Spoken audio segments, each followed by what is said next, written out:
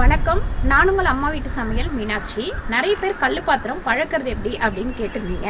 இப்போ நம்ம அந்த வீடியோ தான் பார்க்க போகிறோம். வாங்க எப்படி செய்யறதுன்னு பார்க்கலாம். பாருங்கள், இது வந்து விளக்கெண்ணெய். நம்ம குழந்தைங்களுக்கெல்லாம் யூஸ் பண்ணுவோம், நிறைய விஷயத்துக்கு இதை யூஸ் பண்ணுவோம். இது வந்து நல்லெண்ணெய். இப்போ இதில் ஃபஸ்ட்டு வந்து ஒரு வேஸ்ட்டு துணி வச்சுக்கோங்க. அதில் நல்லா விளக்கெண்ணெய் தடவிக்கோங்க. கொஞ்சம் பிசு பிசுன்னு தான் இருக்கும் உங்களுக்கு. அதுக்கப்புறம் நல்லெண்ணெய் கொஞ்சம் தடவிக்கங்க, விளக்கெண்ணெய் கொஞ்சம் தடவிக்கங்க இந்த பாத்திரத்தை துணியில். அதை வந்து நல்லா இப்படி நல்லா இந்த மாதிரி அழுத்தி தேய்ங்க. இந்த வெள்ளை கலர் எல்லாமே ஓரளவுக்கு தேய்ச்சிக்கங்க.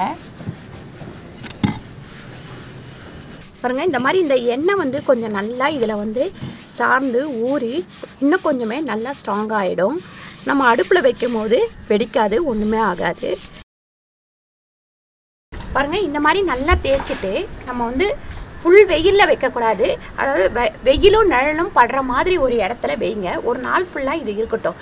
அதாவது காலையில் நம்ம ஒரு 7-8 மணிக்கு ஆரம்பிக்கிறோம்னா சாயங்காலம் ஒரு 4-5 மணி வரைக்கும் இருக்கட்டும். ஃபுல் வெயிலில் வச்சிட்டிங்கன்னா ஒரு சமயம் இது வந்து வெடிக்க கூட வாய்ப்பு இருக்குது. அதனால் நம்ம இந்த மாதிரி இது பண்ணி கொஞ்சம் பாதி வெயில் நிழல் அந்த மாதிரி இடத்துல இதை வச்சுக்கலாம்.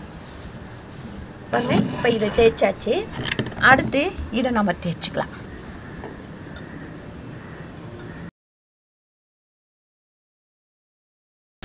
ரொம்ப தேய்க்காதீங்க, லைட்டாக தொட்டுக்கிட்டிங்கன்னா போதும். பாருங்கள், நான் லைட்டாக தொட்டு அதையே ஃபுல்லாக வந்து தேய்ச்சிட்ருக்கேன்.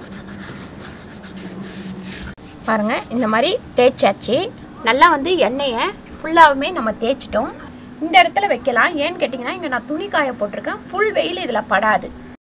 ஏன்னா காற்றடிக்கும் போது கொஞ்சம் வெயிலும் நிழலும் சேர்ந்து வரும். அதனால் இந்த இடத்துல வச்சுக்கலாம்.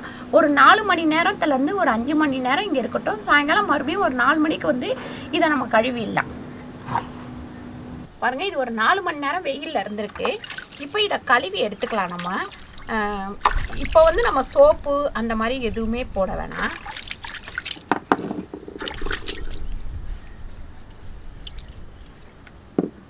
இதே இந்த மாதிரி கழுவி எடுத்து வச்சுருங்க. அதுக்கப்புறம் நல்லா ஒரு காஞ்ச துணியில் தொடச்சிருவோம். அதுக்கப்புறம் நம்ம சமைக்கும் போது கொஞ்சம் நம்ம என்ன சோப்பு யூஸ் பண்ணுறோமோ, விம்பாரோ இல்லை சபீனாவோ ஏதோ ஒன்று போட்டு நம்ம கழுவிக்கலாம்.